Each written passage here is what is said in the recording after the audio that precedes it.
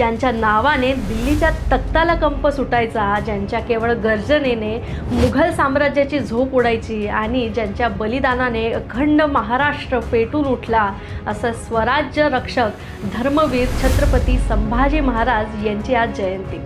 पण मित्रांनो, आपण शंभू राजांना केवळ एक योद्धा म्हणून ओळखतो, पण तुम्हाला माहिती आहे का, जे जगातील अशा मोजक्या राजांपैकी एक होते ज्यांनी आपल्या आयुष्यात 120 लढाया लढल्या आणि 9 वर्षाच्या कार्यकाळात एकाही लढाईत पराभव पत्करला नाही. हा केवळ पराक्रम नाही, तर हे जागतिक युद्धशास्त्रातील एक आश्चर्य आहे. आज महापराक्रमी राजाचा तो इतिहास आपण उलगडणार आहोत, जो प्रत्येक भारतीयाची छाती अभिमानाने भरून टाकेल. पण त्याआधी अशा ज्वलंत इतिहासासाठी आपल्या पेजला आत्ताच फॉलो करा. नमस्कार, मी अश्विनी. छत्रपती संभाजी महाराजांचे व्यक्तिमत्व म्हणजे बुद्धी आणि शक्तीचा एक अद्भुत संगम होता. शिवरायांच्या तालमीत तयार झालेल्या या छाव्याने वयाच्या अवघ्या 14व्या वर्षी बुधभूषण नावाचा संस्कृत ग्रंथ लिहिला. त्यांना संस्कृतसह हिंदी, फारसी, ब्रज आणि पोर्तुगीज अशा तब्बल 9 भाषा अवगत होत्या.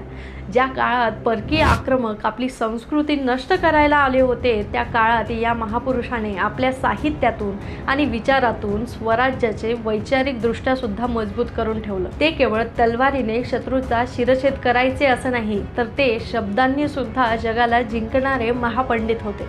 इतिहासातील सर्वात मोठं सत्य आहे की औरंगजेब 5 लाख सैन्य आणि अमाप संपत्ती घेऊन महाराष्ट्रात आला होता. त्याला वाटलं होतं की संभाजी महाराजांना हरवून तो संपूर्ण दक्षिण जिंकेल. पण सलग 9 वर्ष या महापराक्रमी छत्रपतींनी त्याला एका किल्ल्यासाठी रक्ताचं पाणी करायला लावलं. जंजिराच्या सिद्धीला समुद्राचं पाणी पाजलं, गोव्याच्या पोर्तुगीजांना पळता भुईत होळी केली आणि औरंगजेबाच्या नाकावर टिचून स्वराज्याचा भगवा डौलाने फडकवत ठेवला. ही महाराजांची युद्धनीतीच होती, ज्यामुळे मुघल साम्राज्याचा पाया याच मातीत ढासळायला सुरुवात झाली. पण शंभू राजांची खरी महानता सिद्ध झाली ती संगमेश्वरच्या या अटकेनंतर. औरंगजेबाने अट घातली होती की स्वराज्य माझ्या हवाली करा आणि धर्म बदला. पण औरंगजेबाच्या दरबारात साखळदंडांनी जखडलेला असताना या वाघाने आपलं मस्तक झुकवलं नाही.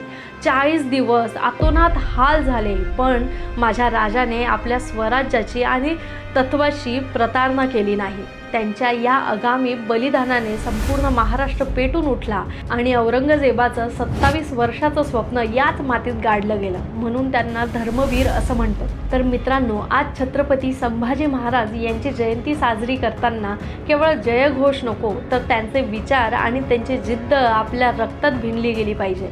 तुम्हाला संभाजी महाराजांचा कोणता पैलू सगळ्यात जास्त प्रेरणा देतो?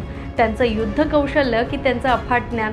कमेंटमध्ये नक्की सांगा आणि हा ऐतिहासिक व्हिडिओ सगळ्यांना शेअर करा.